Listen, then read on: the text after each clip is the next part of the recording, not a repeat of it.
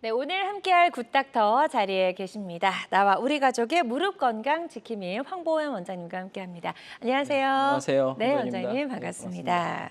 자, 오늘의 주제가 이제 무릎 관절염입니다. 네. 사실 무릎 관절 같은 경우에 이제 오래 사용하다 보면 누구나 다 앓게 되잖아요, 연골이. 네네. 누구에게나 좀 올 수 있는 그런 질환이라고 볼 수 있겠죠? 예, 그렇죠. 네. 무릎에서 가장 흔한 퇴행성 질환이라고 할 수 있습니다. 네. 이 무릎 관절염은 그럼 이제 우리 그 연골이라고 하죠. 이 연골이 네네. 좀 많이 닳아서 생기는 질환인가요? 네, 그렇습니다. 네. 연골이라는 것은 이제 뼈를 싸고 있는 껍질이라고 보시면 됩니다. 네. 무릎으로 가는 충격을 이제 흡수하는 역할을 하고 두께가 고작 3mm 정도밖에 되지 않습니다. 예. 이러한 연골이 닳게 되면 퇴행성 관절염이 진행하는 것이죠. 네. 네. 연골이 닳는 정도에 따라 이 사진에서 보시는 것처럼 퇴행성 관절염의 기수를 나눌 수가 있습니다. 엑스레이로 이렇게 1기에서 4기까지 나눌 수가 있는데요. 가장 왼쪽의 사진이 1기 관절염입니다. 네. 거의 정상 관절에 가까운 관절이고요. 예. 뼈와 뼈 사이에 보면 마치 비어 있는 것 같지만 실제로 저 사이에는 연골과 연골판이 있습니다. 이러한 구조들이 손상이 되면 뼈와 뼈 사이가 이제 점점 좁아지게 되는데요. 옆으로 가면서 2기, 3기, 4기로 진행을 합니다. 가장 오른쪽의 사진처럼 이 연골이 광범위하게 닳아서 뼈와 뼈가 완전히 맞닿은 4기 관절염이 되면 통증도 매우 심하고 그럴 것 같아요. 예, 변형도 이제 심해지기 때문에 일상생활이 많이 힘들어지죠. 네. 그래서 아무래도 이제 모든 질병이 다 마찬가지겠지만 초기에 이걸 발견하는 게 가장 중요하겠네요. 네, 그렇습니다. 어떤 질환이든지 초기에 적절한 타이밍에 치료를 잘 하는 것이 중요합니다. 네. 그렇게 해야지 치료 효과도 좋고 또 재발률도 줄일 수가 있겠죠. 네. 무릎과 같은 경우에 초기에는 주로 이제 관절 안에 주입을 하는 연골 주사나 증식 주사라고 하는 프롤로 치료를 하게 됩니다. 이러한 초기 치료에도 효과가 없거나 중기로 진행됐을 경우에는 수술적인 치료가 필요할 수 있습니다. 네. 네, 수술은 환자의 관절 상태나 나이에 따라 이제 결정을 하는데요. 대표적으로 관절 내시경, 절골술, 줄기세포 이식 수술과 같은 것들이 있습니다. 여기에서 더 진행이 돼서 말기관절염으로 진행을 하게 되면 최후의 수술법인 인공관절 수술이 필요합니다. 인공관절 수술도 전체를 치환하는 전치환술이 있고요. 또 한 구획만 수술하는 부분치환술이 있습니다. 부분치환술과 반치환술은 이제 같은 표현입니다. 네. 네. 그렇군요. 그래서 퇴행성 관절염도 초기인지 또 중기인지 말기인지에 따라서 우리가 시도해 볼 수 있는 여러 가지 치료 방법들이 다양하다라는 걸 좀 알 수가 있었습니다. 그런데 이제 무릎 인공관절 수술도 트렌드가 있다라는 이야기를 좀 했는데 네네. 어떻게 좀 달라지고 있나요? 아나운서님 혹시 로봇 수술에 대해서 들어보셨죠? 그렇죠. 저도 네. 이제 방송 진행하면서 네네. 좀 많이 들어보긴 했는데 네네. 그래도 잘은 모릅니다. 예. 지금 여러 분야에서 로봇이 사용되고 있는데요. 네. 예, 무릎 인공관절에서도 로봇이 많이 사용되고 있습니다. 네. 약 한 4, 5년 전부터 저희 나라에도 이제 도입이 본격적으로 돼서 지금 많이 늘어나는 추세입니다. 네. 로봇 수술의 개념을 간단하게 설명드리면 수술 전에 여러 가지 정보를 로봇 프로그램에 입력을 하면 이제 3차원으로 환자의 무릎과 동일한 모델을 얻게 되고요. 네. 이 모델을 기반으로 해서 수술 중에 제가 이제 환자의 상태를 체크하면서 최종적인 계획을 세우게 되면 절삭기가 달린 로봇 팔을 잡고 수술을 하게 됩니다. 네. 이게 로봇 수술이고요. 기존의 일반 인공관절 대비해서 로봇 인공관절이 어떤 특징이 있는지 이 표를 보면서 네. 설명을 드리겠습니다. 첫 번째는 기존 방식은 이제 수술 전에 엑스레이 사진을 찍고 그 엑스레이를 측정하면서 수술 전에 계획을 세웁니다. 이에 반해서 로봇은 수술 전에 CT를 촬영해서 3차원 모델을 만들고 이 모델을 기반으로 해서 수술 계획을 세우게 됩니다. 두 번째는 수술 여러 가지 과정 중에 그 여러 가지 도구를 이제 무릎에 장착을 하고 네. 제가 직접 절삭기를 들고 수술을 하는 것이라면 로봇은 수술 전에 세운 계획에 따라 로봇팔이 여러 가지 센서 시스템을 통해서 자리를 잡게 되면 제가 로봇팔을 잡고 수술을 하게 됩니다. 세 번째 특징은 기존 방식은 제가 절삭기를 들고 수술을 하기 때문에 저의 민감한 그런 힘이라든지 그런 변화에 따라서 절삭의 정도라든지 각도에 차이가 좀 있을 수 있습니다. 그렇죠. 하지만 로봇은 수술 로봇 팔이 정확하게 위치를 잡고 제가 수술을 진행하기 때문에 상대적으로 오차를 줄일 수 있는 특징이 있고요. 마지막 차이는 일반 인공관절은 각 과정마다 여러 가지 가이드를 장착하기 위해서 뼈에 구멍을 뚫거나 고정하는 그런 작업이 필요한데 로봇 수술은 그런 작업 없이 진행하기 때문에 네. 불필요한 절개를 줄일 수 있는 특징이 있습니다. 네. 기존의 어떤 수술, 일반 수술이 가지고 있었던 여러 가지 뭐 오차라든지 이런 것들을 좀 줄일 수 있는 방법으로 로봇 인공관절 수술을 많이 진행을 하고 있다. 이게 이제 최근에 무릎 인공관절 수술의 트렌드다라고 설명을 좀 해주셨는데요. 절삭과 절개를 최대한 줄이다 보니까 환자 입장에서는 조금 더 부담이 덜할 것 같긴 하거든요. 수술하는 모습도 좀 궁금하고요. 네네. 사진 준비해 오셨으니까 사진 보면서 추가로 설명을 들어보도록 하겠습니다. 네, 그렇습니다. 그 수술을 할 때 불필요한 부분을 절삭을 최소화하는 게 이제 핵심인데요. 이 사진처럼 수술 중에 환자 다리에 로봇과 정보를 주고받을 수 있는 센서를 장착을 합니다. 네. 그래서 수술 중에 이렇게 매 과정마다 로봇과 정보를 주고받으면서 수술을 진행을 하게 되고요. 오른쪽 사진처럼 절삭기가 달린 로봇팔을 잡고 수술을 진행하게 됩니다. 로봇과 사람의 어떤 협업이라고 볼 수 있는데요. 이 로봇 수술의 장점을 살리기 위해서는 여러 가지 경험이 사실 중요합니다. 그렇겠죠. 예, 그래서 예. 이러한 경험이나 노하우를 이제 전수하기 위한 과정이 중요한데요.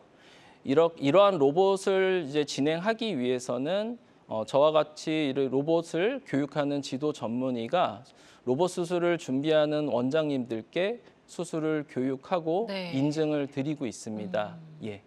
좋습니다. 그래서 무릎 인공관절 로봇 수술에 대해서 설명을 좀 간단하게 들어봤습니다.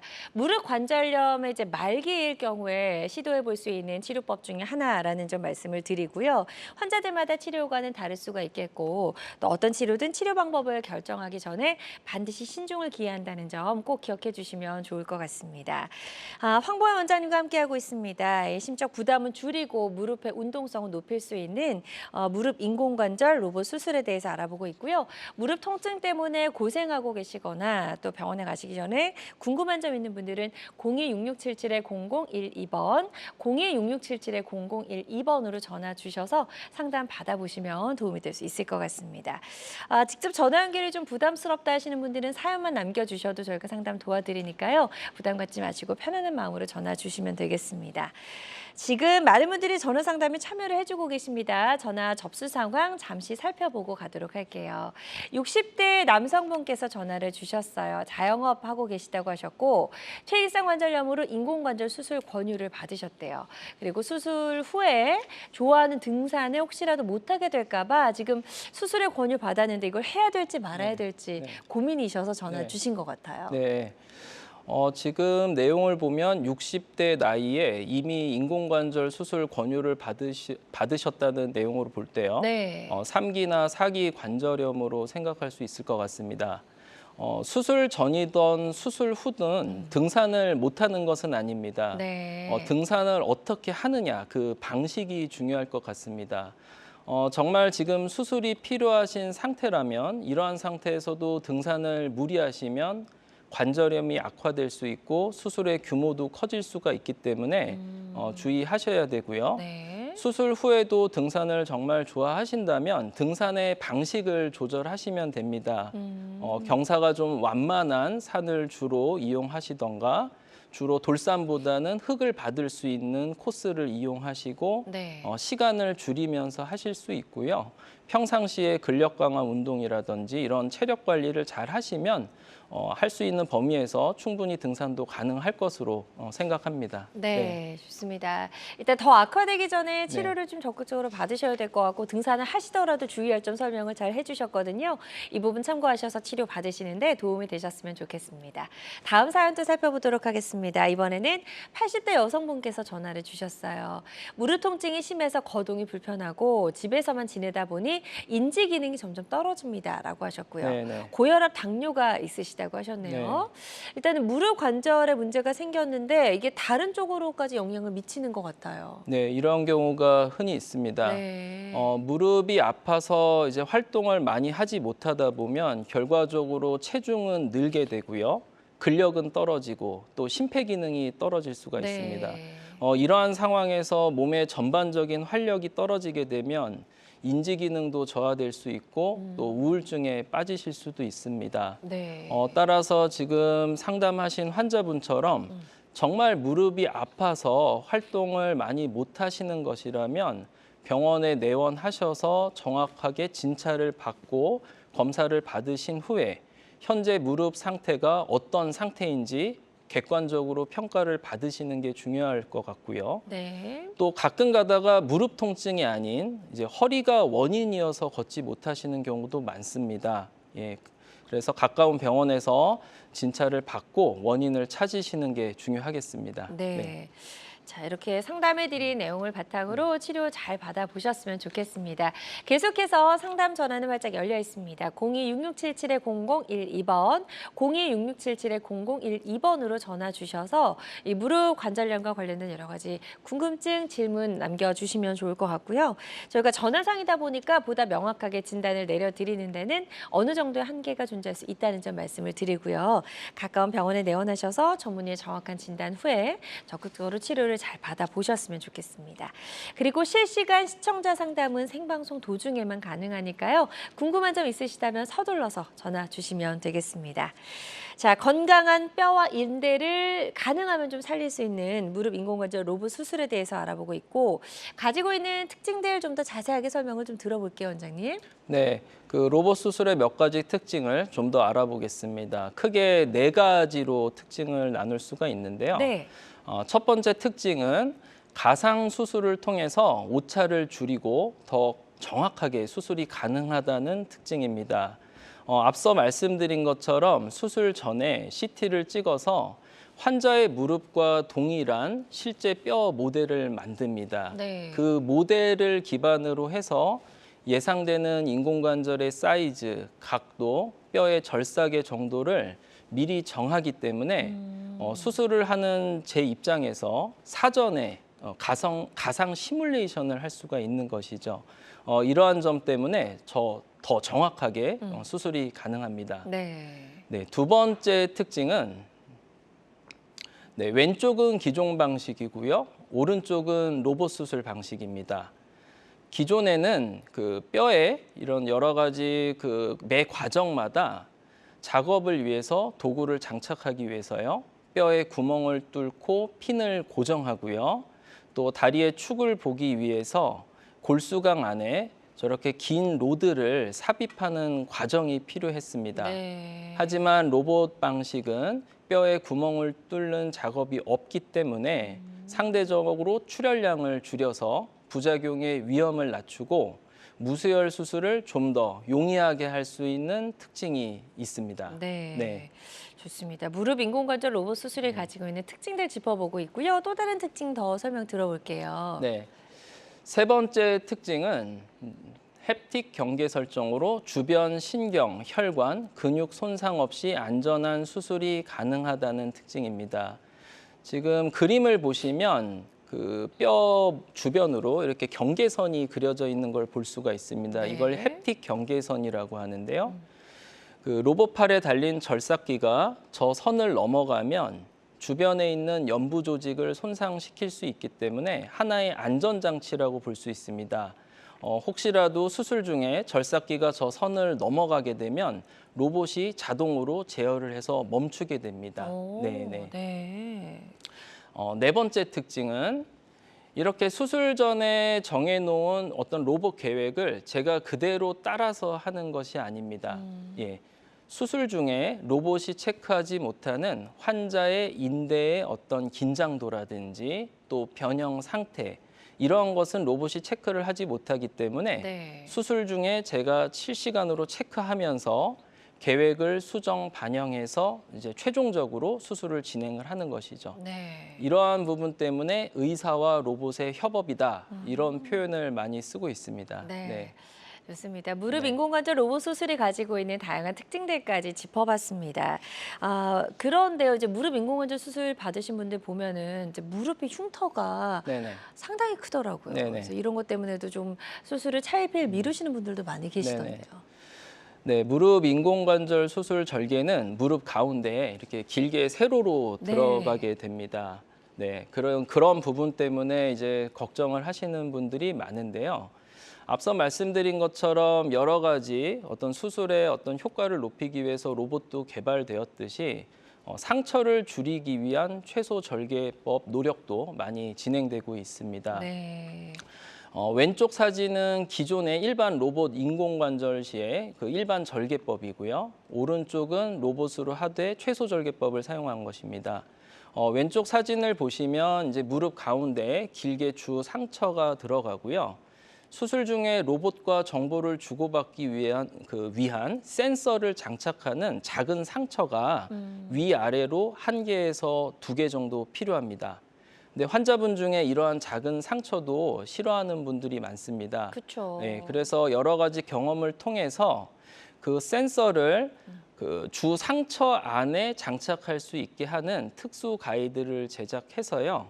오른쪽 사진처럼 하나의 절개 안에 센서를 장착할 수 있게 해서 지금은 오른쪽 사진처럼요. 주 상처 하나만으로 수술을 진행하고 있고 네. 이 상처도 더 줄이기 위한 노력을 계속하고 있습니다. 네. 점점 더 나아지는 방향으로 네, 그렇습니다. 진화하고 있네요.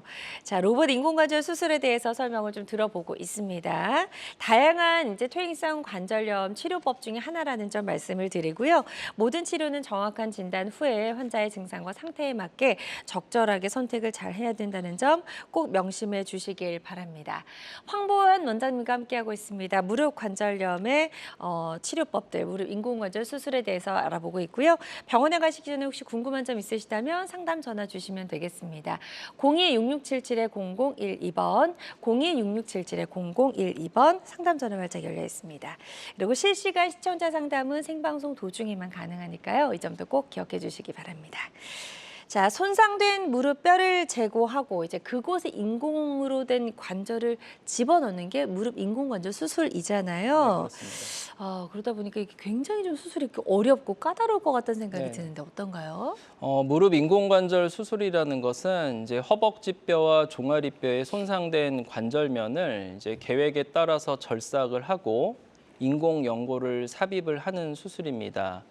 앞서 말씀드린 최소 절개 테크닉처럼 절삭 중에 건강한 내 뼈를 최대한 살리는 것이 이제 네. 중요한데요. 이 슬라이드에서 보시는 것처럼 특히 뼈가 약하거나 작은 분들은 허벅지 뼈의 중앙 부분을 절삭을 하면 수술 중에 골절 위험도가 높기 때문에 이런 부분은 주의가 필요합니다.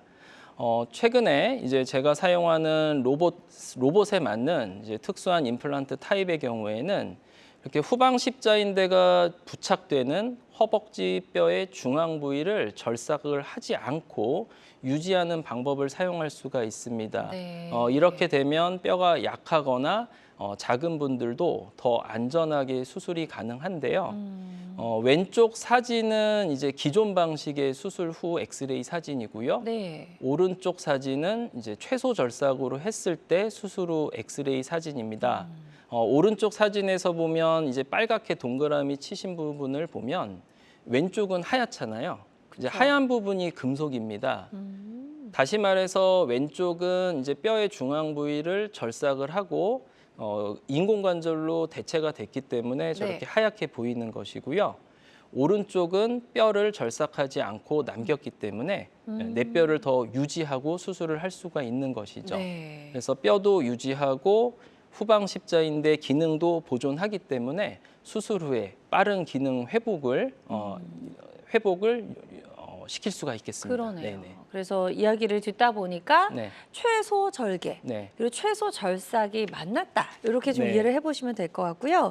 수술한 모습도 환자의 모습이 담겨 있는 사진도 준비해 오셨다고 하니까요. 그거 보면서 저희가 추가 네네. 설명 더 들어보도록 하겠습니다.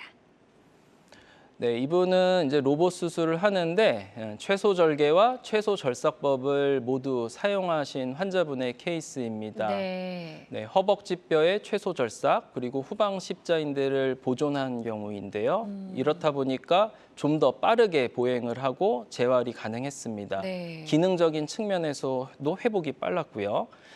왼쪽 사진은 수술하고 1주밖에 되지 않았지만 환자분께서 140도까지 무릎을 잘 굽히고 재활하는 모습이고요. 네. 오른쪽 사진은 수술 후 2주 차에 이렇게 양반 다리도 어느 정도 편하게 하는 모습을 볼 수가 있습니다. 네. 예. 이러한 부분에서 장점이 있는 것으로 생각할 수가 있죠. 네, 좋습니다.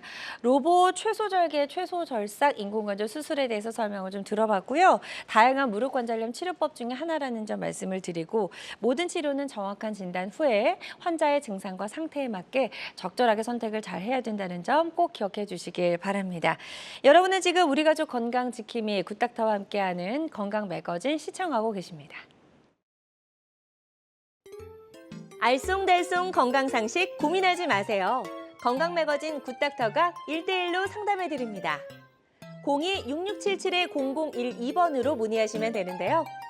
생방송이 진행되는 동안에만 굿닥터와 상담을 도와드리니까요.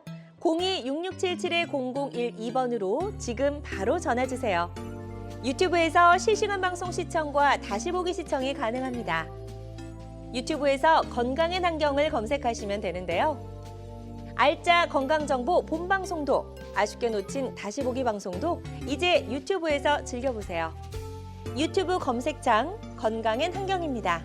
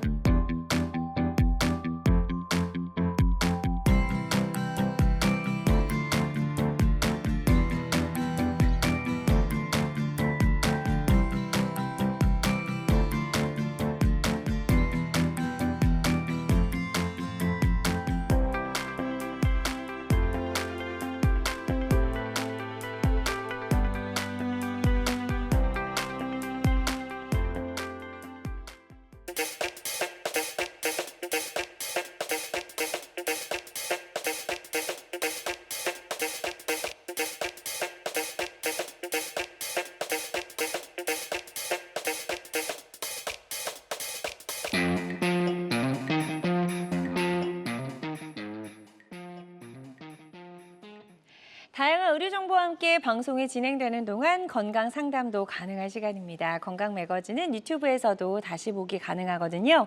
유튜브에서 건강엔 한경, 건강엔 한경 검색하시고 유튜브도 많이 놀러와 주시기 바랍니다. 자, 지금부터는 비교적 예후가 좋았던 치료 사례들 하나씩 만나보도록 하겠습니다. 첫 번째 사례부터 좀 소개해 주실까요?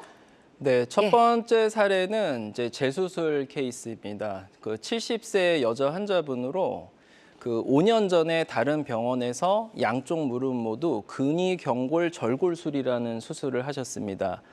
절골술이라는 수술은 이제 일명 휜다리 교정술이라고 하는데요. 아직 인공관절 하기 아까운 무릎 상태인데 이제 옷자다리 변형이 심할 때 하는 수술입니다.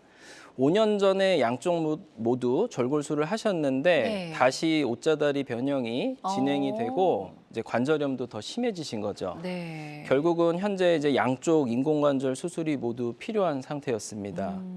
하지만 기존의 교정 수술로 인해서 이미 다리 축이 바뀌어 있는 상태이기 때문에 정밀한 수술 계획이 필요한 상태였죠. 네.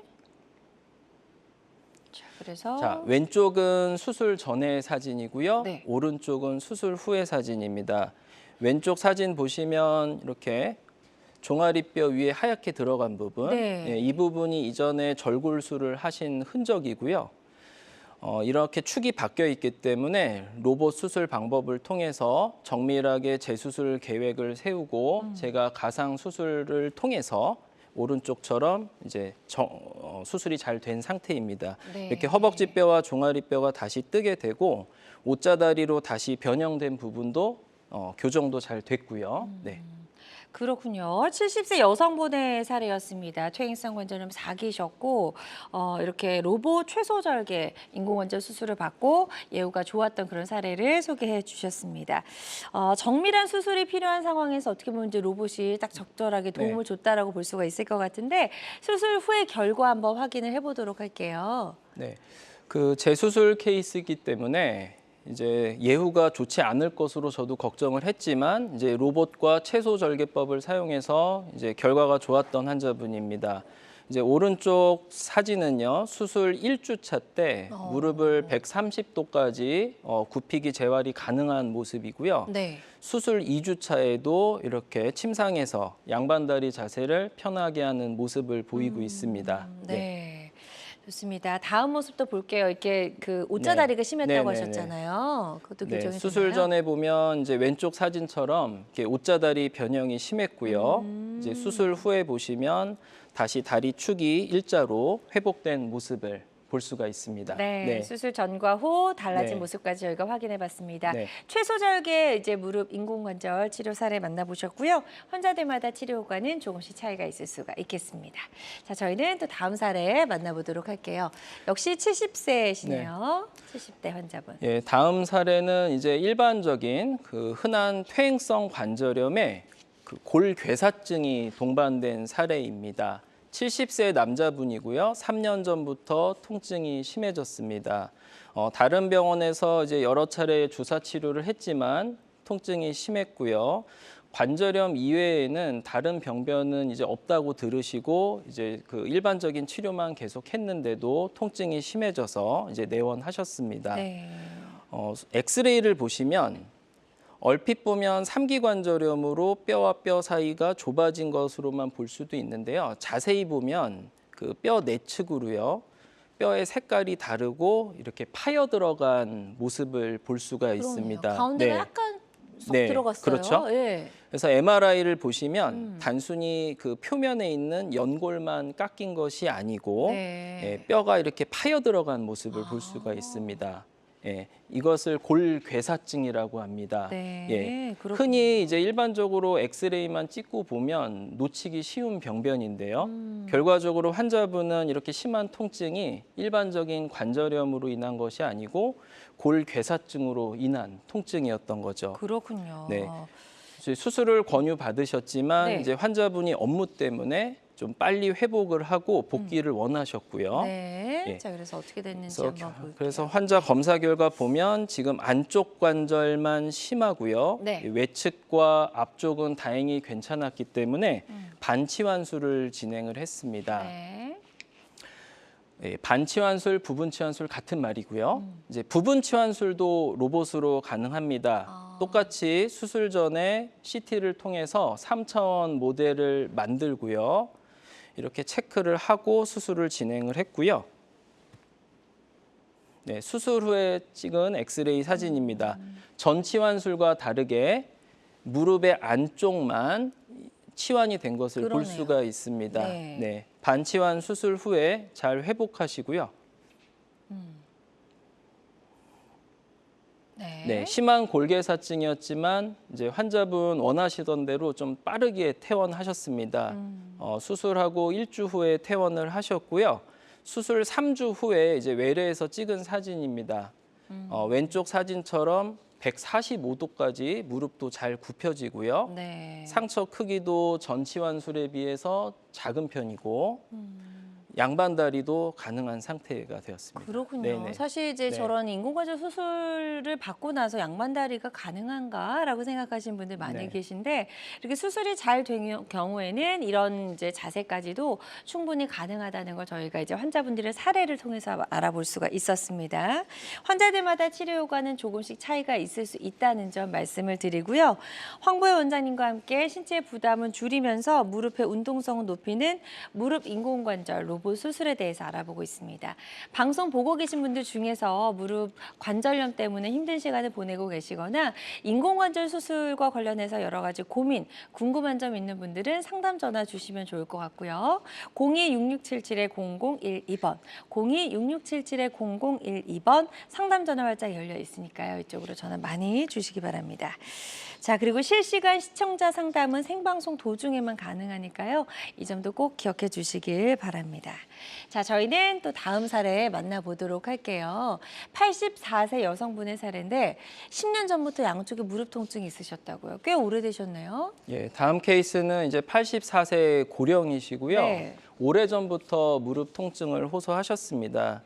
이미 한 10여 년 전부터 인공관절 수술이 필요하다는 이제 말씀을 들으셨는데 네. 지금 오른쪽의 엑스레이 사진처럼 엑스레이 사진만 봐도 뼈가 상당히 약한 것을 알 수가 있습니다. 뼈의 껍질도 상당히 얇고요. 뼈의 색깔도 많이 검습니다. 그러니까 골다공증이 매우 심하시다는 건데요. 네. 병원에서 대부분 이제 환자분이 너무 아프니까 수술을 이제 강하게 원하셨지만 골다공증이 심해서 이제 병원에서 부정적인 이야기를 하시다 보니까 네. 10년 정도 계속 이제 방치하셨던 케이스입니다. 네, 좋습니다. 네. 검사 결과를 보면 골다공증도 심하고 오히려 O자 다리가 아니고 X자 다리가 이제 심한 네. 상태입니다. 그러니까 안쪽으로 약간 휜 거네요. 예. 네. 그래서 어머님 같은 경우는 이제 뼈가 상당히 약하기 때문에 최소 절삭법을 이용해서 이제 수술을 진행을 했습니다. 네. 자, 그래서 이렇게 골다공증이 심한 경우는 수술이 좀 더 까다로울 것 같거든요. 그렇죠. 골다공증이 심하면 아무래도 수술하는 저희 입장에서도 골절 그 위험도가 높기 때문에 그렇죠. 많이 주의가 필요합니다. 네. 그래서 어머님 같은 경우에는 앞서 말씀드린 경우처럼 이제 허벅지뼈의 중앙 부위를 절삭을 하지 않고 후방 십자인대 기능을 살리면서 최소 절삭법을 이용해서 인공관절 수술을 진행했습니다. 이제 오른쪽 사진을 보시면 인공관절 수술 후의 모습이고요. 가운데 사진은 이제 수술 중에 로봇으로 이제 계획을 세운 장면인데요. 이렇게 후방 십자인대 기능을 보존하기 위해서 일부는 내 그 조직을 살리는 방식으로 수술을 진행했습니다. 네. 예. 오른쪽 사진은 수술 후에 흉터. 상처 모습이고요. 네.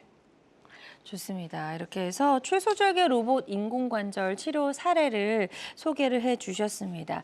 아무래도 이제 수술도 중요하지만 수술 이후에 이제 재활하는 치료도 중요하잖아요. 네, 그렇습니다. 어떤 방법으로 재활 치료가 이루어지고 있는지 영상 준비해 오신 거 보면서 설명 더 들어보도록 하겠습니다. 네, 수술 후에는 이제 허벅지 앞 근육, 대퇴사두근의 근력이 매우 중요합니다. 네. 지금 이제 어머님 같은 경우에 수술 1주차 때 이제 재활하는 모습입니다. 상당히 골다공증이 심하고 고령이시기 때문에 힘들 것으로 생각했는데 다행히 수술 1주차에도 이렇게 허벅지를 본인의 힘으로 잘 들어 올리고 계십니다. 네. 이 영상은 이제 수술 전에 보행 모습입니다. 보시듯이 다리가 O자. 상당히 심하게 네. 변형이 된 상태로 이제 걸으시고 있고요. 네, 뼈끼리 맞부딪히다 보니까 이제 통증이 매우 심하죠. 네. 그래서 빨리 좀 못 걸으시는 네, 것 같아요. 네, 그렇습니다. 이 영상은 이제 수술 후의 모습입니다. 예, 다리가 이제 이쁘게 펴졌죠. 펴진 그러네요. 상태에서 네, 수술 전보다는 더 편하게 걸으시고 있습니다.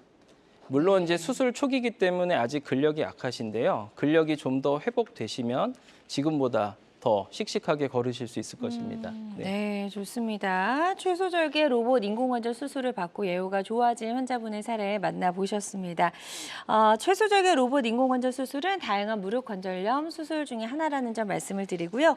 모든 치료는 정확한 진단 후에 환자의 증상과 상태에 맞게 적절하게 선택을 해야 된다는 점 꼭 기억해 주시길 바랍니다. 자, 그럼 지금부터는요, Q&A를 통해서 최소절개 로봇 인공관절 수술에 대한 궁금증 속 시원하게 해결해보는 시간 갖도록 하겠습니다. 첫 번째 궁금증부터 바로 화면으로 만나보시죠. 절뚝거리면서 걷는데 이건 왜 그런 건가요? 라는 질문입니다. 글쎄 아무래도 이제 양쪽에 뭔가 좀 상태가 달라서 그런 것 같다는 생각이 드는데요. 네네네. 어떤가요, 원장님? 무릎을 이렇게 절룩이면서 걷는 원인이 만약에 이제 무릎 때문이라면요, 크게 이제 세 가지 정도 의심을 할 수가 있습니다. 네. 첫 번째는 이제 무릎 안에 연골이 심하게 마모가 되면 연골이라는 껍질이 벗겨지고 그 안에 뼈가 드러나게 되는데요. 그 허벅지 뼈의 뼈 부분과 종아리 뼈의 뼈 부분이 이제 맞닿게 되면 걸으실 때 많이 아픕니다. 이럴 때 쩔룩일 수 있고요. 두 번째는 뼈와 뼈 사이에 그 충격을 흡수하는 반월상 연골판이라는 것이 있습니다. 이 연골판이 파열이 돼서 어딘가가 이제 끼이거나 하면 이때도 걸으실 때 절룩일 수가 있고요. 네.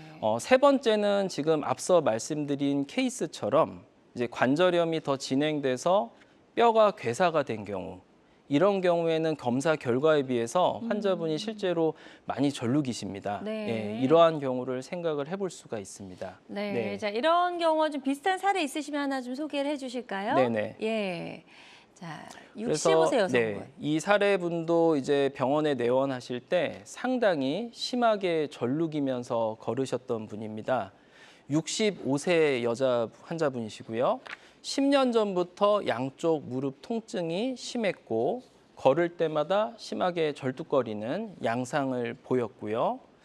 걸으실 때마다 무릎 안쪽에 뭔가가 부딪히면서 아프다고 표현을 하셨습니다. 네. 그래서 이미 다른 병원에서 오래전부터 심한 관절염과 옷자다리 변형에 대해서 수술을 권유받았습니다. 이 사진은 이제 수술 전에 촬영한 무릎 MRI 사진입니다. 이제 오른쪽 무릎을 보시면 허벅지 뼈와 종아리 뼈 사이에 이 바깥쪽처럼 이렇게 검게 연골과 연골판이 있어야 하는데 이 안쪽은 보시면 이렇게 하얗게 다 비어 있는 것을 네. 볼 수가 있습니다. 왼쪽 무릎도 마찬가지죠. 왼쪽 무릎의 바깥쪽은 양호한데 안쪽은 많이 손상된 상태죠. 네. 자, 그래서 절뚝거리던 걸음걸이가 어떻게 달라지셨는지 좀 궁금한데요. 네. 그래서 사기관절염의 20도 이상의 심한 옷자다리 변형에 대해서 양쪽 모두 로봇을 이용한 최소절개 인공관절 수술을 시행했습니다. 네. 네, 오른쪽 사진은 보시면 수술 전에 심하게 옷자다리로 변형된 모습이고요. 오른쪽 사진 보시면 이제 수술 후에 뼈와 뼈 사이가 뜨게 되고 다리가 일자다리로 이쁘게 교정된 모습을 볼 수가 있습니다. 네. 좋습니다. 어떻게 또 수술 전과 후가 달라지셨는지 영상 보면서 설명 더 들어보도록 하겠습니다. 네, 수술을 앞두고 수술 전에 촬영한 보행 모습입니다. 지금 옷자다리가 상당히 심하고요. 네. 예. 이 영상은 이제 수술 후에 찍은 모습입니다. 예. 다리가 이제 완전히 펴졌고 걸으실 때 절룩이는 것도 많이 이제 개선된 상태죠. 네. 네, 좋습니다. 자, 환자들마다 치료과가 조금씩 달라질 수 있다는 점 네. 말씀을 드리고요. 자, 옷자형 다리가 이제 생각보다 굉장히 많이 개선이 됐네요. 네. 왼쪽 사진은 이제 수술 전에 옷자다리로 변형된 모습이죠. 앞에서 찍은 모습이고요. 뒤에서 촬영한 모습입니다. 네. 이렇게 옷자다리가 심했었는데요. 수술 후에는 이렇게 일자다리로 이쁘게 교정된 모습을 볼 수가 있습니다. 네. 그리고 생각보다 정말 그 수술 흉터가 네. 크지 않다는 생각이 드네요. 네. 기존에 저희가 봐왔던 흉터 크기가 네. 있어가지고. 근데 이제 수술 흉터는 이제 환자의 상태라든지 그렇죠. 뭐 술기에 따라서 좀 달라질 수는 있습니다. 네. 됐습니다. 최소절개 로봇 인공관절 치료 사례 만나보고 계십니다. 자, 그럼 다음 궁금증도 화면으로 만나보시죠. 나이가 많아서 인공관절 수술이 걱정됩니다라는 질문입니다. 아무래도 연세가 있으시면 이런 큰 수술하기가 조금 부담스러우시잖아요. 네네. 네, 그래도 또 무작정 차일피일 미룰 수도 없고요. 네. 단순히 나이만으로 수술 여부를 결정하진 않습니다. 나이가 80대 중반이어도 몸 상태가 아주 우수하신 어르신들도 많습니다.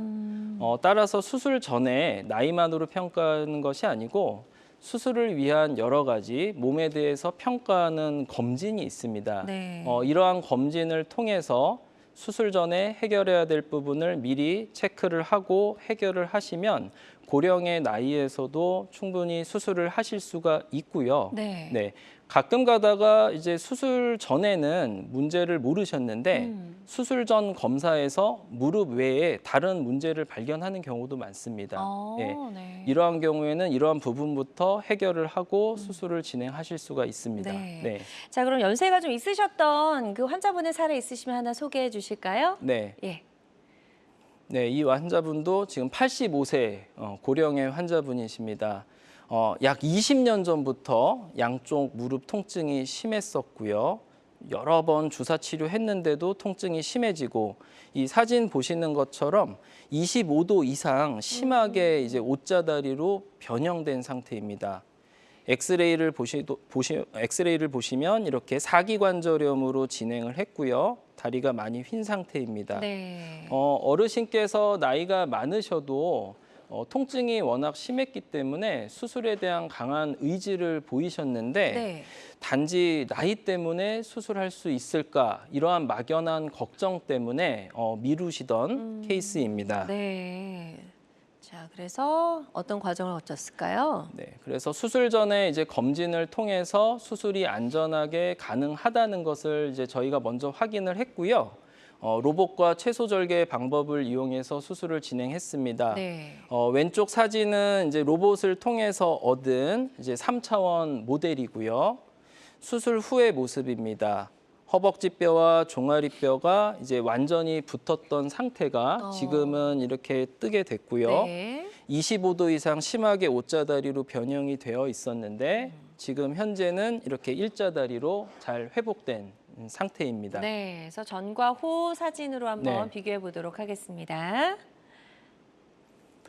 네, 수술 전과 수술 후의 모습입니다. 네, 수술 전에는 저렇게 많이 휘어 있었고요. 네. 다리 길이 차이도 좀 나 보이죠. 그러네요. 네, 오른쪽 사진 보시면 이렇게 이쁘게 다리가 펴지고 네. 아마 어머님은 키가 한 2cm 정도 크셨을 것 같습니다. 그냥 봐도 네네. 굉장히 좀 고다 네. 보이고 커지신 네, 예. 느낌이에요. 그리고 수술하고 한 달 정도 지나서 이제 외래에서 찍은 사진인데 네. 이렇게 진료실 의자에도 편하게 앉으실 수 있을 정도로 빨리 회복된 케이스입니다. 네, 그래서 바깥쪽으로 휘었던 옷자다리가 굉장히 많이 좀 좋아졌다는 생각이 네네. 드는데 영상으로 또 확인해 보도록 하겠습니다.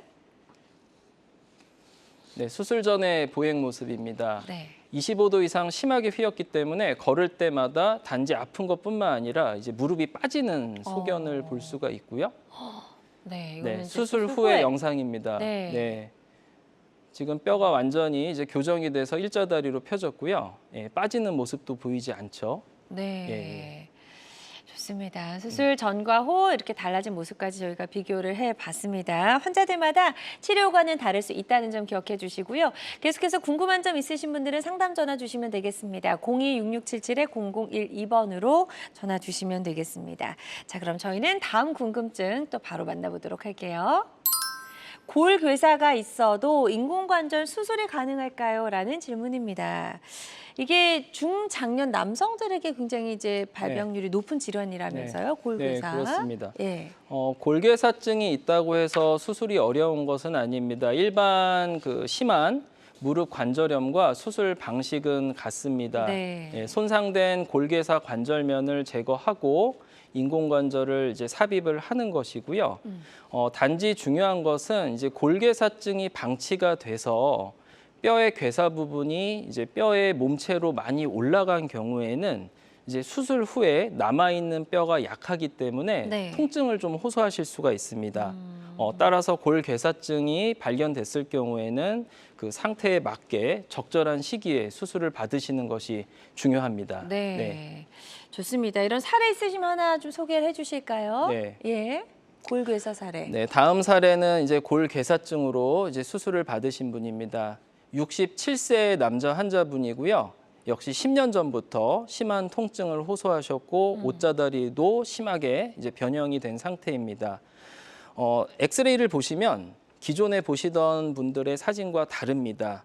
이렇게 MRI 사진을 보면요, 종아리뼈의 위쪽 안쪽 면이 마치 계단처럼 예, 뼈가 파여 들어간 것을 볼 수가 있습니다. 네. 엑스레이에서도 보이죠? 네, 네. 그러네요. 그러니까 관절염이 오랫동안 방치되면서 뼈와 뼈가 부딪히면서요, 그 뼈의 부분이 이제 네. 손상이 되고 많이 파여 올라갔다고 보시면 됩니다. 수술 전에 찍은 이 사진을 보시면 다리도 옷자다리도 이제 심하게 변형이 된 상태죠. 네. 자, 이분은 어땠는지 전의 모습 영상으로 만나보도록 하겠습니다. 네, 수술 전의 보행 모습입니다. 이제 일반 관절염 환자의 심한 옷자다리로만 보이지만 실제로 자세히 보면 그 골괴사된 부분이 뼈끼리 부딪히면서 뼈가 불안정하게 빠지는 모습까지 보이는 상태였습니다. 네, 약간 네. 흔들리는 그런 모습까지 네네. 보이고 걷기가 굉장히 많이 불편하셨을 네, 것 많이 같은 생각이 아프셨습니다. 드는데요. 네. 치료 과정도 이어서 좀 확인해 볼까요? 네, 역시 로봇과 최소 절개법을 이용한 인공관절 치환술을 시행했습니다. 특히 환자분께서는 이제 엑스레이에서 보이는 것처럼 뼈가 많이 괴사가 돼서 무너진 상태였기 때문에 이제 왼쪽의 사진을 보시는 것처럼 인공관절이 더 안전하게 고정이 되게 하기 위해서 스템이라는 것을 사용했습니다. 네. 예. 지금 왼쪽 수술한 사진과 비교했을 때 오른쪽 무릎은 기둥이 조금 더 길죠. 그러네요. 네.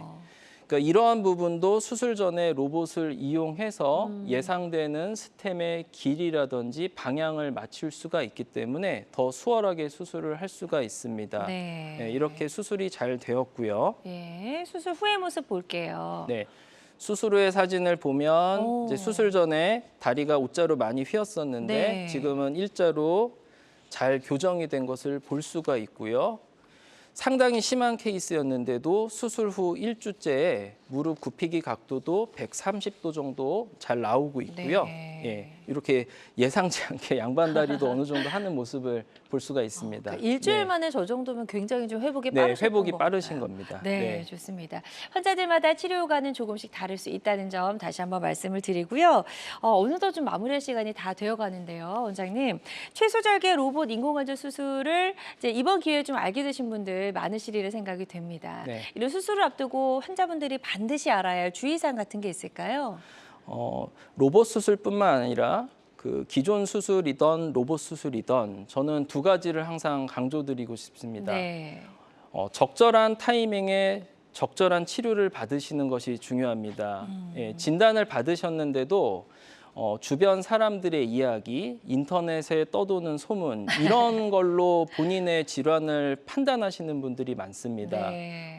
이러한 상황이 방치가 되면 이제 관절염이 더 심해지고 제가 보여드린 사례와 같이 심하게 진행되는 경우가 워낙 많기 때문에요. 네, 이러한 부분은 전문가와 꼭 상의하시기를 바라고요. 네. 또 수술을 앞두고 계신 분들은 이제 수술 전에 근력 운동을 좀 열심히 해주시면 좋을 것 같고 평상시에 본인 몸에 맞는 체중을 유지하시는 게 좋겠습니다. 네. 어쨌든 치료 시기 놓치지 않는 게 가장 네네. 중요하다 이런 말씀인 것 같습니다.